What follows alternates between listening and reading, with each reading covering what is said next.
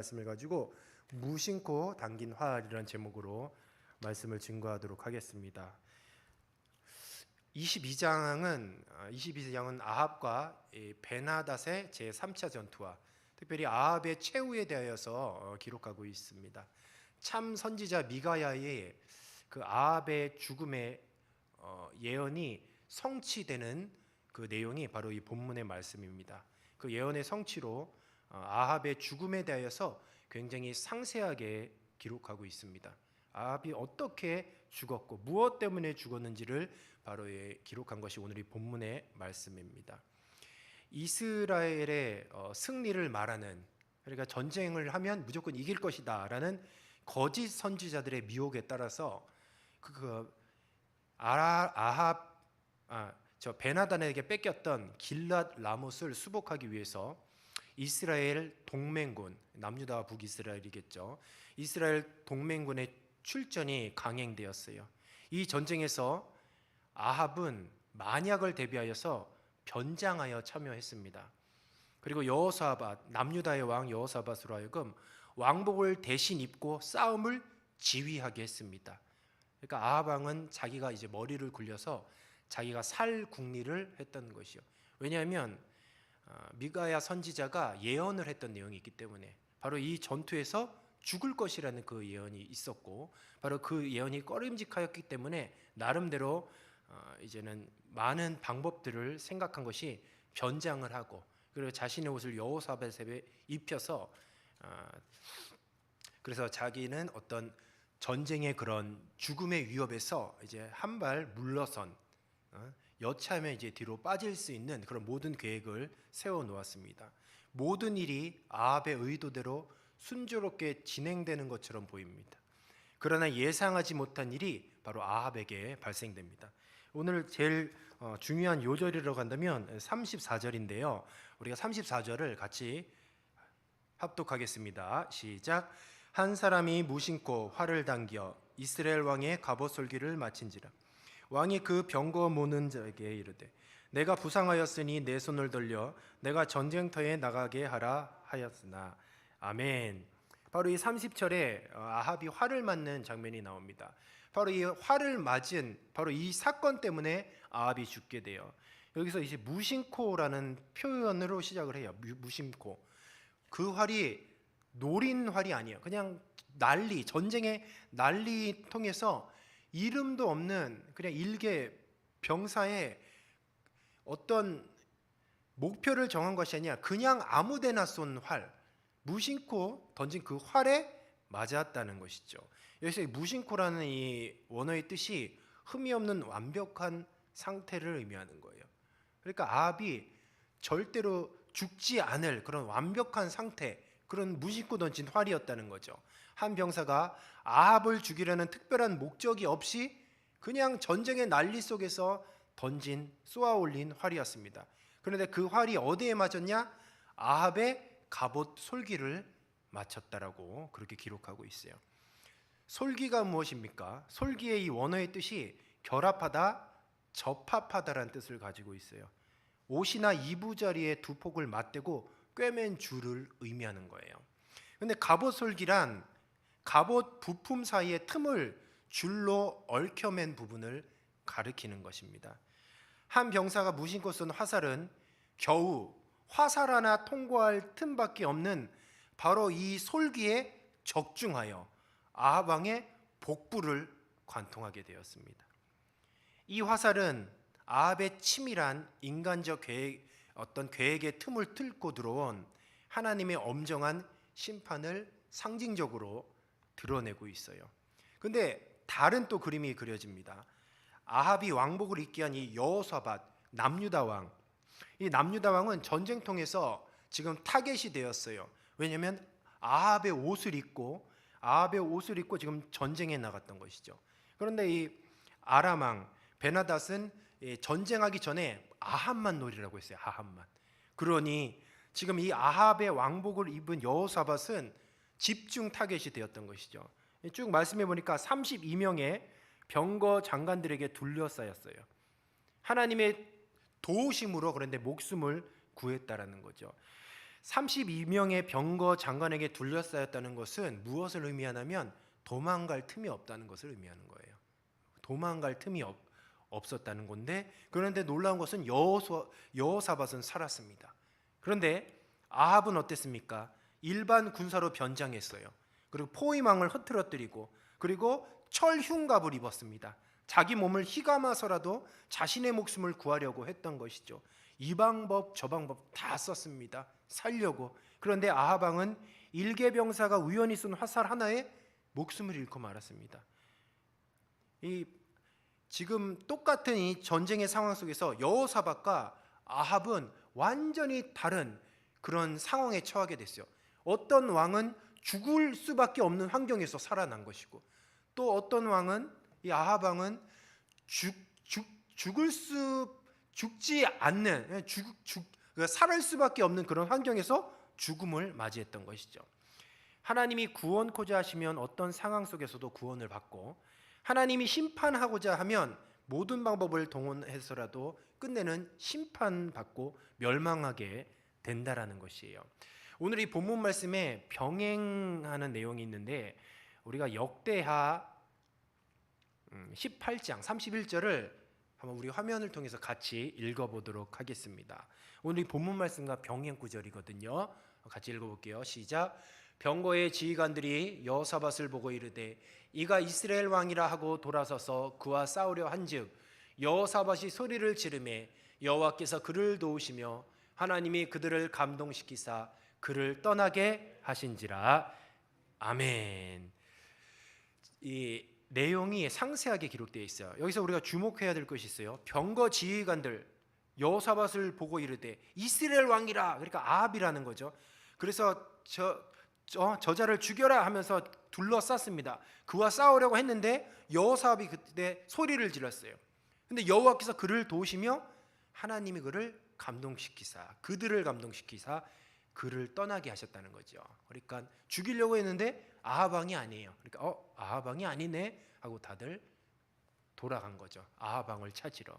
근데 여기서 보면은 하나님이 그를 도우사, 하나님이 그를 도우시며라는 그런 말씀이 있다라는 거죠.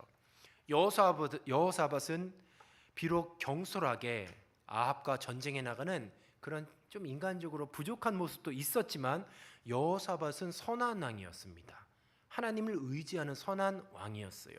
하나님은 자신을 의지하는 백성을 지켜 보호해주고 계시는 줄로 믿습니다. 그래서 우리는 이 태풍 가운데서도 가정을 맡기고 이렇게 나올 수 있는 것이요. 왜냐하면 하나님께서 지켜주시기 때문에 우리는 그런 믿음을 갖고 살아가는 줄로 믿습니다. 하나님을 믿는 사람들에게는 절대로 우연은 없어요. 왜냐하면 하나님은 하늘의 새와 땅의 풀까지도 간섭하시고 머리카락까지 세시며 모든 일을 인도하시기 때문입니다. 아합은 싸우러 올라가면서 자기가 할 수 있는 모든 방도를 취하고 자기 살 궁리를 했어요. 그러나 우연히 한 사람이 쏜 화살이 아합의 갑옷 이음새를 맞아, 갑옷 솔기를 맞아 그를 관통하게 되었습니다. 우연치고는 너무나 기가 막힌 우연이에요. 있을 수 없는 일입니다. 우연처럼 보이는 이 사건도 하나님의 섭리 가운데 일어난 일이고, 바로 이것은 바로 하나님께서 미가야 선지자를 통해 하신 바로 하나님의 그 심판의 말씀을 이루시는 그런 결과였던 것이죠.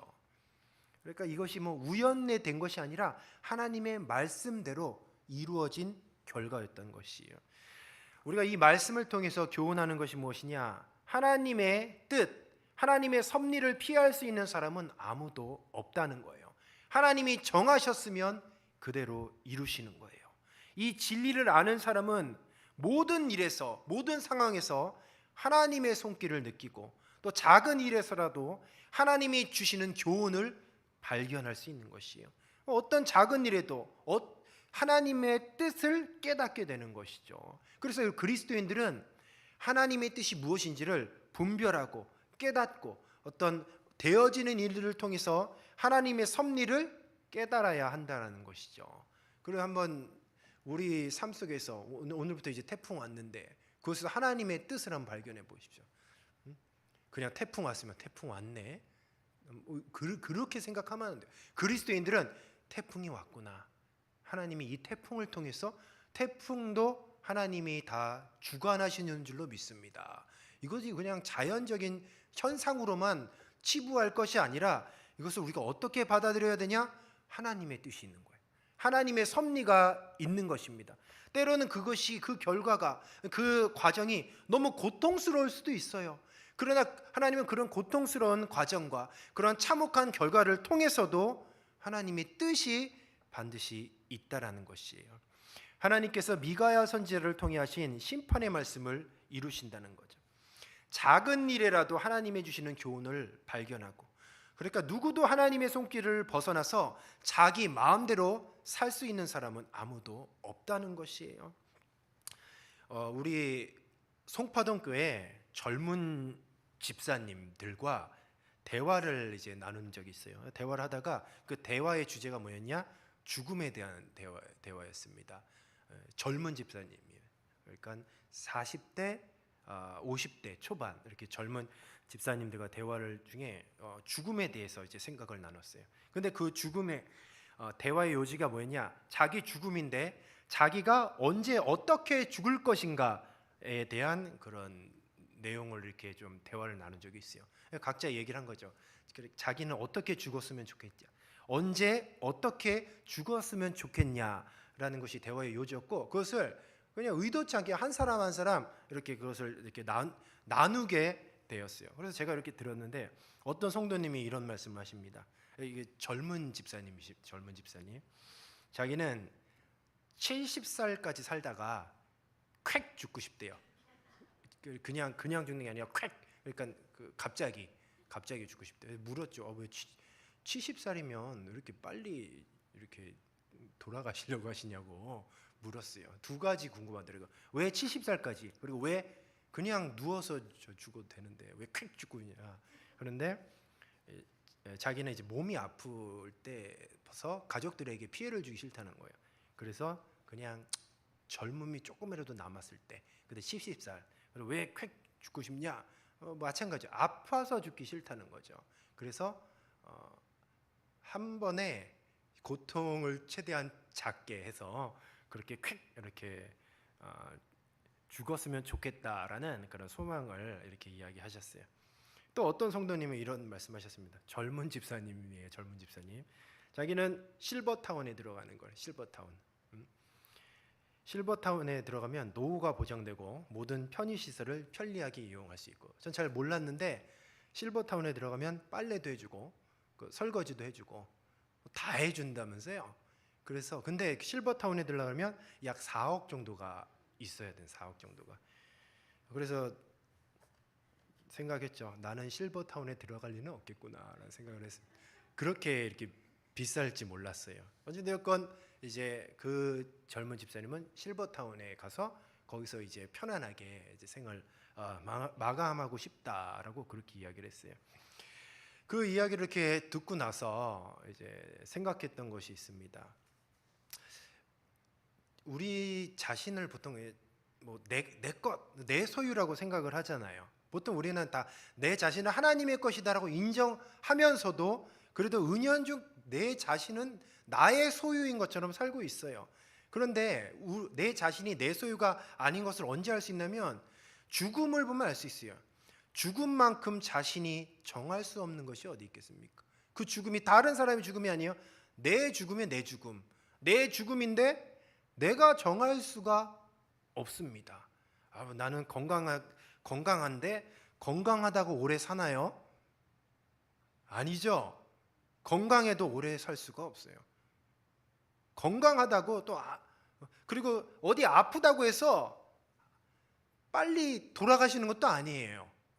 그러니까 죽음은 우리가 어떻게 할 수 있는 게 아니에요. 그렇다고 나이가 많다고 또 빨리 죽는 것도 아니에요. 나이가 적어도 뭐 불의의 사고로 혹은 뭐 여러 가지 일들로 이렇게 죽는 일도 뭐 많이 있잖아요. 그러니까 죽음이야말로 하나님의 때에 따라 각자 정해진 대로 되어지는 것이죠. 우리 인생은 딱 내 것이 아니라는 것이 바로 죽음을 통해서 나타나는 거죠. 우리가 각자의 죽음에 대해서 나는 언제 어떻게 죽었으면 좋겠다 뭐 그런 바람이 있잖아요. 그러나 그 각자의 죽음에 대해서 그래서 기도하셔야 돼요. 왜냐하면 죽음은 하나님의 소관이기 때문에. 저와 여러분은 평안하게 천국 가야 할 줄로 믿습니다. 그것도 복이잖아요, 그렇죠? 그런 복을 누리시는 저와 여러분이 되시기를 주님의 이름으로 축복합니다. 하나님이 정하신 것은 우리가 바꿀 수가 없어요. 하나님의 말씀은 그대로 이루어집니다. 또한 각 사람을 향한 하나님의 계획도 바꿀 수가 없어요. 응애하고 딱 태어났으면 그 사람이 뭐 잘났건 못났건 어찌 되었건 다 하나님의 계획이 있는 거죠. 하나님의 뜻이 있는 것이고 그 사람을 통해서 하나님이 하실 일이 있던 것이죠. 그래서 우리는 내가 못났네 잘났네 뭐 이렇게 뭐 자기 비하라거나 그럴 일도 없어요. 왜? 하나님이 나 자신에 맞게 고유한 하나님의 영광 받으시기 위해서 하나님이 계획해 놓으신 삶이 있다라는 것입니다. 계속해서 우리 교육부가 성경학교와 수련회 이제 성경학교는 다 끝났고 중고등부 수련회도 이제 마치고 청년부 수련회가 이제 남았죠. 수련회를 통해서 이제 학생들이 변화되는 것이 가장 중요하죠. 뭐 성경학교를 통해서 우리 학생들이 변화되는 것이 가장 중요한데, 근데 실제적으로 우리 학생들과 같이 대화해보고 또 삶을 나누고 그들과 시간을 보내보면 이런 생각을 하면 안 되는데 변화되는 것은 불가능할 것 같다라는 그런 생각을 하게 돼요. 자녀들이랑 대화할 때도 그런 생각 혹시 하시죠? 변화가 돼야 되고 예수님 만나야 되고 그리고 믿음이 성장해야 되는데 우리 자녀들이 대화해보고 삶을 보면 변화되는 것이 불가능할 것 같다라는 생각을 하신 적이 있으시죠? 그렇죠? 하신 적이 저만 있습니다. 네. 우리가 대화를 해보면 변화가 좀 안 될 것 같다, 변화되기가 굉장히 힘들 것 같다라는 그런 생각을 할 때가 있어요. 그런데 저도 이번 이제 학생들이랑 같이 생활해 보면 좀 어려운 부분이 있어요. 왜냐하면 이제 세대 차이가 좀 많이 나고요. 저도 세대 차이가 납니다. 세대 차이가 많이 나고 좀 변화가 될 수 있을까 이런 생각을 하게 되는 경우도 있어요. 그런데 이번에 우리 학생들이 은혜를 받았는지 찬양을 하더라고요. 그래서 보통 이제 가는데 1시간, 이제 오는데 1시간이요. 이제 수련회를 마치고 1시간 이제 교회로 오는데 1시간 동안 저는 이제 남학생 차를 운전을 했어요. 근데 1시간 동안 차 안에서 이제 뭐 했을까요? 우리 남학생들이 은혜 받았으면 차에서 할 수 있는 게 뭐가 있을까요? 예? 찬양이요? 학생들이 1시간 동안 차 안에서 찬양하는 게 가능하다고 생각하십니까? 예? 가능하다고 생각하세요? 수련회 끝나고 남학생 3명이 뒤에 이제 탔는데 1시간 동안 찬양을 하더라고요. 찬양을 1시간 동안. 이런 변화가 찾아왔습니다. 근데 이것은 제 경험상 불가능한 일이거든요. 있을 수 없는 일이에요. 있을 수 없는 일. 자녀가 변화되는 확률이 몇 %라고 생각을 하십니까? 자녀가 변화되는 확률. 거의 불가능하다라고 생각되어져요. 맨날 살고 맨날 대화하는데 자녀의 그 속속이 다 알잖아요. 근데 과연 변화가 될까? 그렇게 저도 그런 생각을 했었어요, 솔직히. 그런데 하나님은 무심코 쏜 화살이 갑옷솔기의 작은 구멍에 들어가는 확률일지라도 그 일을 가능케 하신 줄로 믿습니다. 하나님은 그러신 분이에요. 그러니까 우리는 우리 자녀들 혹은 지금 같이 신앙생활하는 우리 학생들, 쟤는 불가능해, 쟤는 변화 안 될 거야. 그런 불가능한 확률, 어떤 확률? 오늘 본문 말씀 보면 무심코 쏜 화살에 갑옷솔기의 작은 구멍에 들어가서 복부에 맞는 그 확률, 그러니까 불가능한 확률, 가능하지 않은 확률일지라도 하나님은 우리 자녀들을 변화시켜 주신다는 거죠. 각 처부에 장기 결석자들이 있어요. 저도 참 안타깝게 생각하는 것은 수련회에 참석하지 못한 귀한 우리 학생들이 있다는 거예요. 그러나 계속해서 기도하고 있습니다. 왜냐하면 하나님은 불가능을 가능케 해주시기 때문에. 문제는 무엇입니까? 그 불가능을 가능케 하시는 우리가 그 하나님을 믿으면 계속 기도할 수 있는 거예요.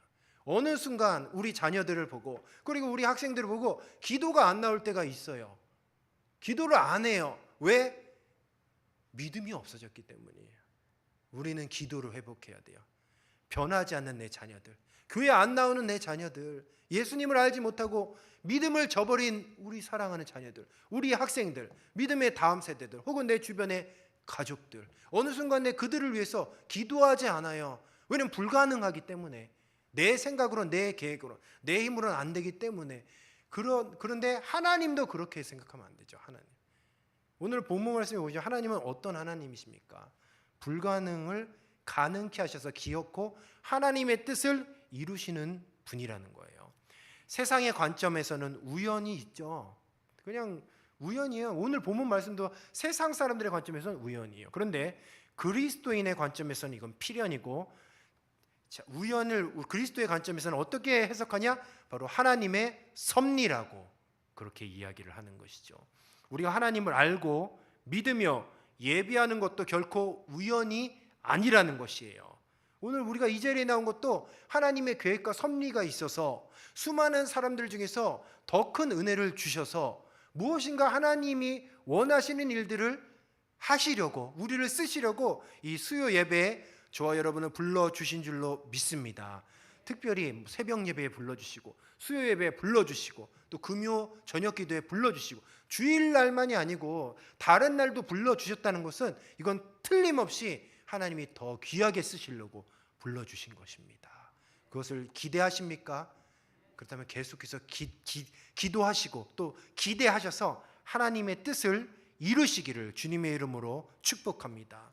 우리 인생의 역사도 결코 목적 없이 흘러가는 것이 아무것도 없어요. 하나님이 정하신 목적이 분명히 있다는 것이에요. 우리 자녀들 하나님의 뜻이 있습니다. 목적이 있어요. 계획이 있어요. 반드시 주님께서는 그 영혼을 포기하지 않으실 거예요. 포기는 우리가 먼저 한 거죠. 저건 불가능해, 저는 안 변해. 아닙니다. 하나님은 포기하지 않으셨어요. 하나님은 창세 전부터 그 귀한 생명을 통한 작정하신 일들이 있습니다. 하나님의 때를 기다려야 돼요. 그래서 우리는 끝까지 그 하나님을 붙잡고 기도해야죠. 기도가 끊기면 안 돼요. 그래서 계속해서 기도해야 돼요. 혹시 믿지 않는 자녀들이 있습니까? 아니, 믿음을 상실한 우리 자녀들이 있습니까? 믿지 않는 우리 가족들이 있습니까? 기도하는 그 대상이 있습니까? 그런데 어느 순간 그 영혼을 놓고 기도하지 않고 있습니까? 다시 그 기도를 회복하십시오. 다시 그 기도를 회복하시면 주님께서 반드시 그 기도에 응답해 주실 것입니다. 바로 그 기도의 제목이 하나님의 뜻인 거예요. 하나님의 뜻. 그 생명이 살아나는 것, 그리고 다시 회복하는 것, 그리고 그 영혼을 통해서 교회가 회복되고 하나님의 나라가 확장되는 것, 이것이 하나님의 뜻이라는 거죠. 우리는 절대로 포기하지 아니하고 끝까지 믿음을 짓고 기도할 때 생명의 풍성한 열매를 맺을 줄로 믿습니다. 아무리 어렵고 어두운 터널이 지나는 것처럼 그런 환경에 어려움이 있을지라도 믿음과 소망을 잃지 않고 흔들림 없이 견고하게 나의 구원을 이루실 그 하나님을 믿고 담대하게 나아가시기를 주님의 이름으로 축복합니다. 그렇다면 주님이 반드시 이루어 주실 것이에요. 불가능할 것 같던 변화가 하나님의 계획과 섭리 가운데 일어나는 것이에요. 그리고 그 사실을 믿는 자는 우연히 쏜 화살이 갑옷솔기에 맞는 불가능하게 보이는 그런 일일지라도 끝까지 기도하는 줄로 믿습니다. 우리의 기도의 모습을 보면 우리가 얼마나 믿음을 가지고 사는지를 알 수가 있습니다. 그동안 포기했던 많은 기도의 제목들이 있을 거예요. 그리고 머리에 스치는 그런 포기했던 그런 기도 제목들이 있을 것입니다. 오늘 이 시간에 그 기도의 제목들을 다시 우리 가슴에 담고 가시기 바랍니다. 그래서 집에서 기도하시고 또 새벽에 나와 기도하시고 끊임없이 주님 앞에 매달리십시오. 주님께서는 불가능한 것도 가능하게 해주신다는 거죠. 할 수 없다, 못한다, 그런 얘기하면 안 돼요. 불가능한 확률이라도 하나님의 뜻은 이루어집니다. 그래서 신앙생활은 확률 싸움이 아니에요. 뭐 몇 퍼센트 되겠네, 몇 퍼센트 되겠네. 신앙생활은 확률 싸움이 아니라, 우리 따라해 보겠습니다. 신앙생활은 확률 싸움이 아니라 믿음 싸움이다. 아멘이십니까? 우리 송파동 교회를 향한 비전이 어떤 비전이 있나요, 우리 성도님? 우리 각자 하나님께서 우리 송파동 교회를 피값 주고 세워 주셨잖아요. 그렇다면 하나님의 뜻이 있고 계획이 있는 거죠. 우리는 그 주님의 몸된 교회를 위해서 기도해야 됩니다. 재정이 이래서, 아니면 뭐 성도 숫자가 이래서, 아니면 환경이 이래서, 여건이 이래서 뭐 이것 주세요가 아니에요. 우리는 송파동 교회를 하나님의 뜻을 빨리 깨닫고 믿음을 가지고 주님의 몸된 교회를 위해서 기도해야 되죠. 그러면 제가 한번 질문을 해보겠습니다. 우리 송파동 교회, 물론 인원이 중요한 건 아니지만 이제 10년 후에 우리 송파동 교회는 과연 몇 명쯤 되어 있을까요? 몇 명쯤 되어 있을까요? 믿음으로 한번 대답해 보십시오. 몇 명입니까? 2,000명? 믿음이 적은 자요. 뭐 2,000명 몇 명입니까? 하나님의 주신 마음이 있을 거예요. 그죠? 기도하십시오. 뭐 몇 명이 중요한 게 아니라 하나님의 주신 마음이 있을 거예요. 우리 교회를 위해서. 우리 그동안 너무 기도를 하지 않았어요. 주님의 몸된 교회를 위한 각각 개개인의 하나님의 뜻이 있고 그것을 놓고 기도하는데 왜 우리 교회를 위해서 기도하지 않나요? 우리 교회를 향하신 하나님의 뜻이 있고 비전이 있는데요, 우리가 생각하는 것 이상이죠. 우리가 생각하는 것을 차원이 넘는 크고 원대한 뜻을 주님의 이 몸된 교회에서 우리 주님이 이루실 줄로 믿습니다. 자꾸 환경을 바라보고 확률로 가서 이거 뭐 몇 퍼센트네, 이래서는 안 되겠네, 뭐 대세가 이러니까 못하겠네가 아니에요. 믿음이 있고 하나님이 나에게 주신 그 마음이 있으면 그 마음을 붙잡고 기도하면 돼요. 그러면 불가능한 것도 가능하게 해주시는데 1,000명, 2,000명이 중요한 게 아닙니다. 사람의 숫자가 중요한 게 아니에요. 우리가 생각하지 못한 수많은 길 잃은 영혼들이 우리 송파동 교회에 몰려올 줄로 믿습니다. 그래서 우리는 뭐 한 사람, 두 사람 뭐 이것보다는 좀 몰려온다, 좀 크게 그렇게 이렇게 기도하는 것이 더 좋을 것 같아요. 왜냐하면 주님은 크신 분이기 때문에 우리는 그분의 마음을 늘 가져야 돼요. 그분이 어떤 분인지를 잘 알아야 된다는 거죠. 하나님의 우리 입장에 대해서 한번 생각을 해봐야 돼요. 과연 이런 말이 좀 조심스러운데, 여러분들이 하나님이라면 과연 오늘 이 전쟁 통해서 아합을 어떻게 죽여야 할까요? 저놈 자식 말도 정말 징그럽게 안 듣네. 그래서 심판을 해야 되는데, 그래서 어떻게 심판하실까요? 저 같았으면 불가능한 방법으로 심판했어요. 그래야 하나님이 하셨던 것을 나타낼 건 아닙니까? 그렇잖아요. 우리는 하나님의 입장에서 생각해야 돼요. 하나님은 어떤 분이시냐? 하나님은 꼭 극적인 상황에서 개입하셔서 안 되는 일도 되게 하시는 하나님인 줄로 믿습니다. 우리가 그 하나님을 믿기 때문에 환경을 바라볼 것이 없어요. 상황을 바라볼 필요도 없습니다. 문제는 우리의 마음이에요. 우리가 어떤 하나님을 믿느냐? 우리가 할 수 있는 거 하면 그 하나님이 아니잖아요. 하나님은 어떤 분이야? 우리가 할 수 없는 것을 하시고, 우리가 생각하는 것 이상으로 하시고, 우리가 전혀 생각하지 못한 것도 하시는 분이 하나님이시라는 것이죠. 그러니까 우리가 그 하나님을 믿는다라는 것입니다. 말씀을 정리하도록 하겠습니다. 우리 사랑하는 성도 여러분, 그동안 우리가 상실하였던 기도의 제목들을 한번 잘 생각해 보십시오. 그 왜 내 그 기도의 제목을 상실하였는지를 또 생각해 보십시오. 믿음이 없어서 상실한 거예요.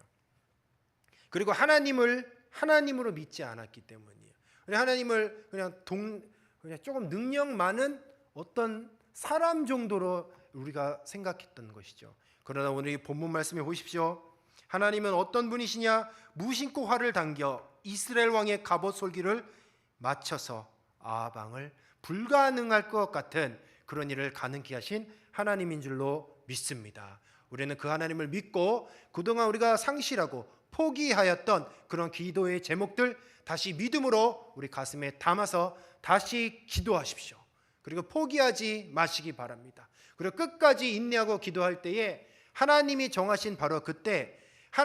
정하신 바로 그때에 우리 주님께서 생명의 열매로 응답해 주실 줄로 믿습니다.